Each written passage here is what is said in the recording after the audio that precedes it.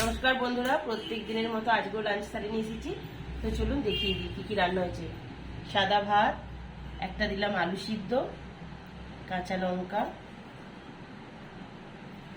করলা ভাজা,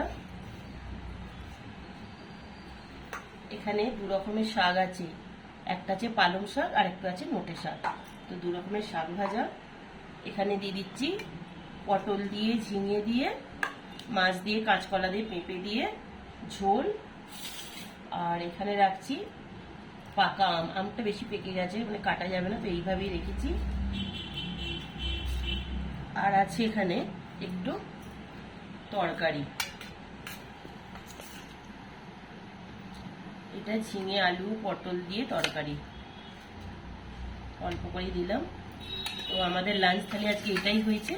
কেমন লাগলো অবশ্যই কমেন্টে জানাবেন, ভালো লাগলে একটা লাইক করে দেবেন।